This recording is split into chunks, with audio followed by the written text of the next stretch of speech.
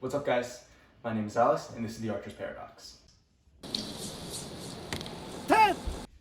Last video, I showed you guys how to simulate competition distances at home. If you haven't seen that video, you should totally check it out. It's linked in the description below. And if you may remember, during that procedure, one of the things we needed to find was the center of the target. However, in that video, I told you guys just to guesstimate where the center is. Now, this may make some of you uncomfortable because there was some uncertainty and error associated with the location of the center when you guess it. So today, I'm going to show you guys how to find the absolute center of your target bale using the power of geometry. So here's a list of supplies you'll need to perform this procedure. First one is going to be a long straight object. Meters works particularly well here, but for this paper model, I'm just going to be using a ruler. You'll need a Sharpie or some kind of marker and color that'll stand out against the color of your target bale. Like, you wouldn't want to use a black Sharpie on a black target bale or a blue Sharpie on a blue target bale. Be smart here. Silver Sharpies usually work really well everywhere. Here we're going to be using a pencil because it's paper.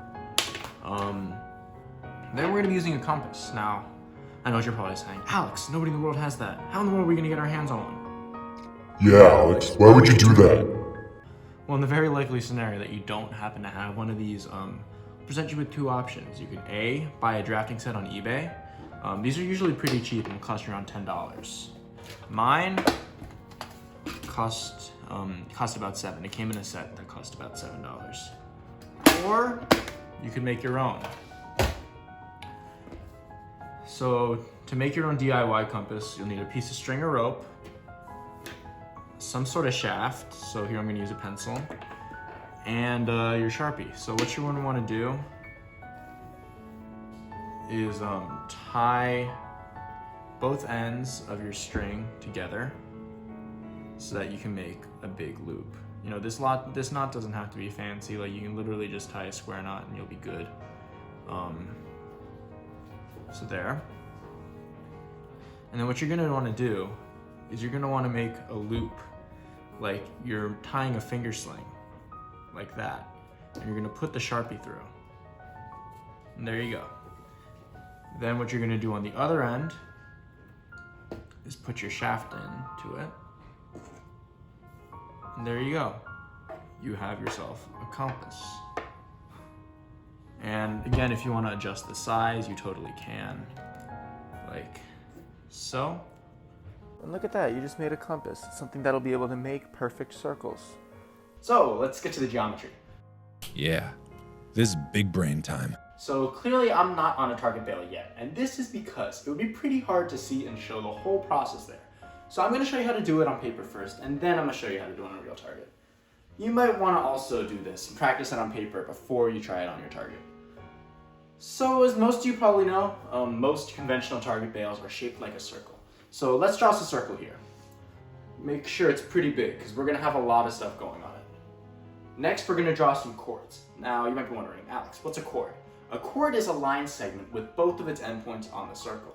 So we're going to draw a total of 3 chords. It's totally fine if these intersect, but you probably don't want to do that because that'll clutter it up and it'll be a little bit more difficult to find things later on.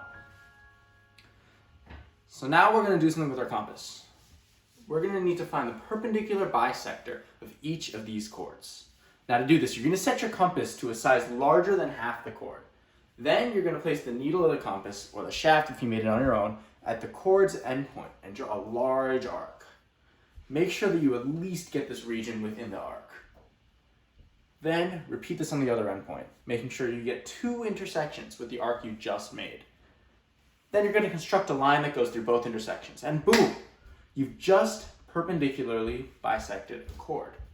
Make sure this perpendicular bisector is big and at least goes through what looks like the center of the circle.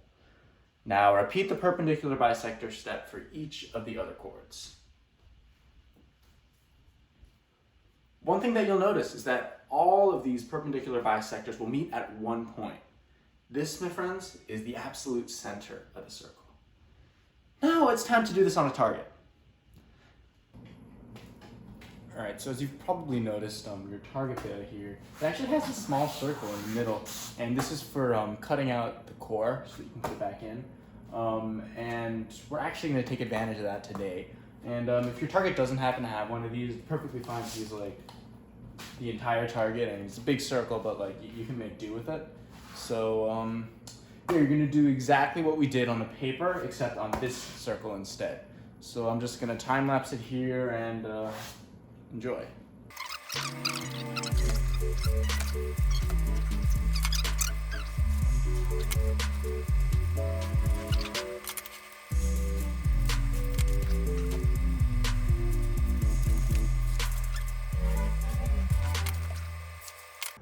And boom, that is the center of the target right there.